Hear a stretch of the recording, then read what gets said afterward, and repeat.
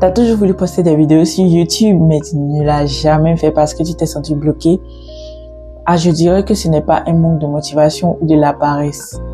J'y ai été. Donc aujourd'hui, je vais te montrer comment je me suis fait débloquer. Alors, salut, j'espère que tu vas bien. Moi, je vais très bien. Et moi, c'est Grâce 3.0. Et sur cette chaîne, je partage avec toi mon aventure et tout le chablabla autour. Voilà, donc on y va. D'abord, j'aimerais t'expliquer les raisons pour lesquelles je me suis sentie bloquée dans le lancement de ma chaîne YouTube. Et pour cela, j'ai tout écrit dans mon petit carnet pour ne pas oublier parce que voilà.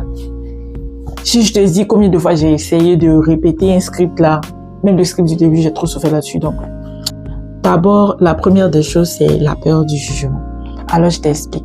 Quand j'ai créé ma chaîne YouTube, je me suis dit que les gens de ma famille ou mes amis allaient savoir forcément que j'ai créé ma chaîne YouTube et voilà, peut-être qu'ils allaient me juger, me voir comme une fille qui a envie de se faire voir tout simplement et beaucoup de choses. Je ne savais pas qu'est-ce qu'ils allaient penser de moi.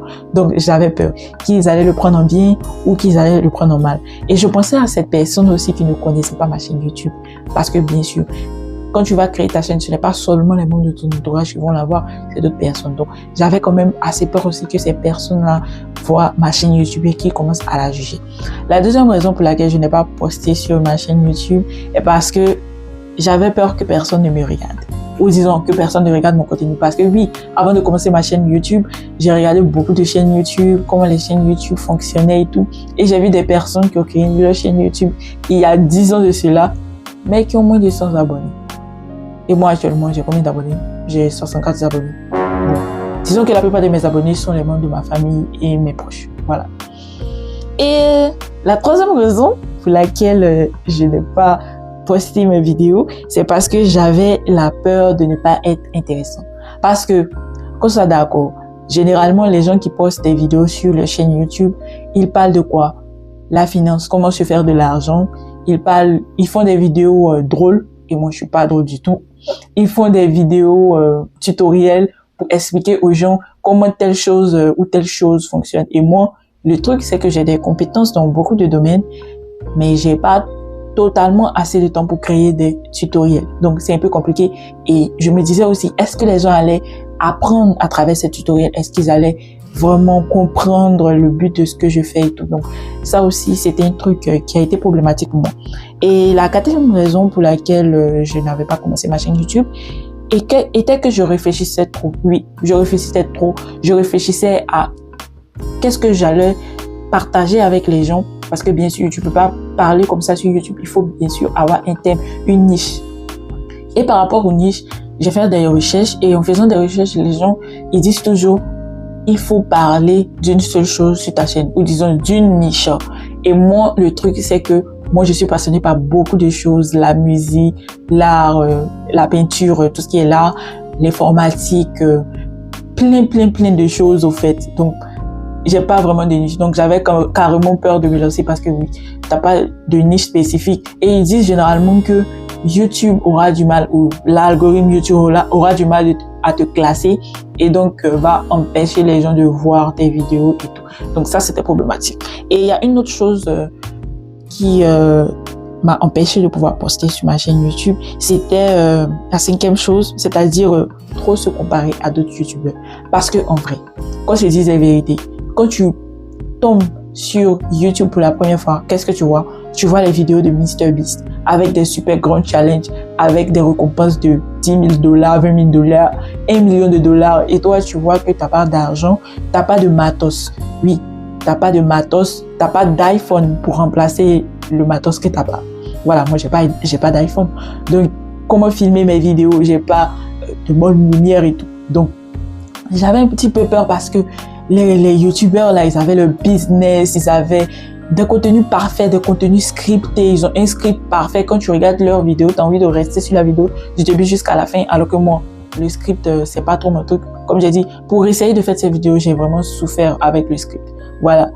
Donc, voilà. Et il y avait une autre raison, c'était pas le temps d'éditer les vidéos. Voilà, parce que quand tu fais une vidéo YouTube, bon, les gens disent qu'il faut forcément éditer les vidéos vraiment à la perfection, avoir, je sais pas, l'édition parfaite et tout. Moi, j'avais pas le temps du tout de créer tout ce mécanisme autour de mes vidéos. Donc ça aussi, c'est problématique. Et la septième raison, non, la huitième raison, c'était la peur de ne pas être assez parfait.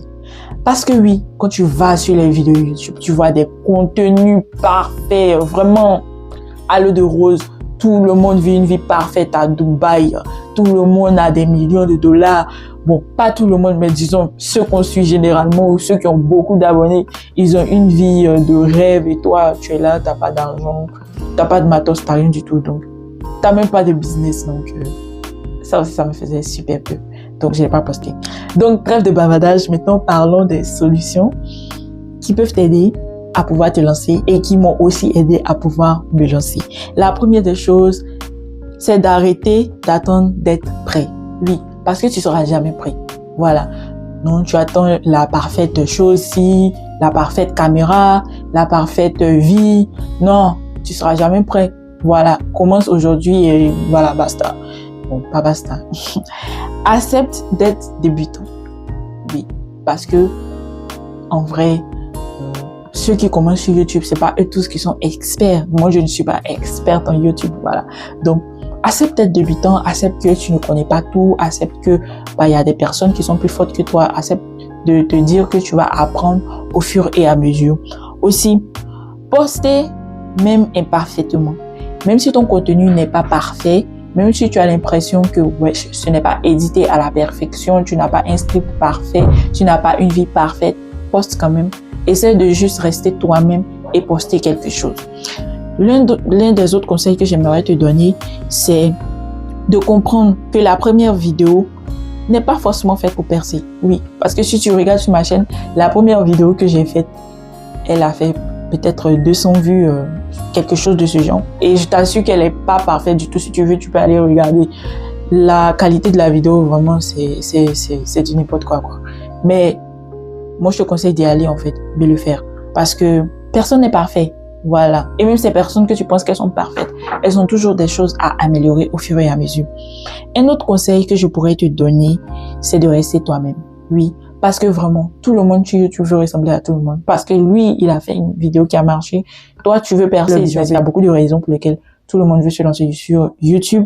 Mais il faut rester authentique. Il faut rester toi-même.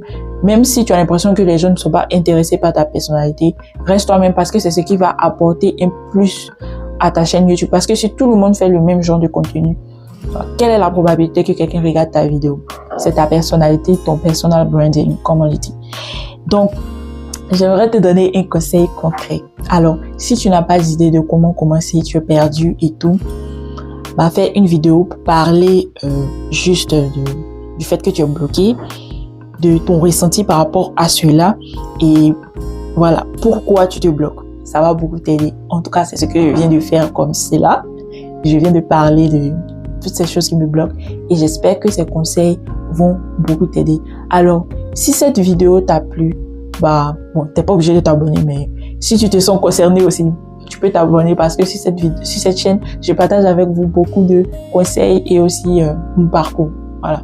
En tant que nouvelle youtubeur avec pas beaucoup d'abonnés, puis rien du tout. Voilà. Donc, on se dit ciao, ciao pour la prochaine vidéo.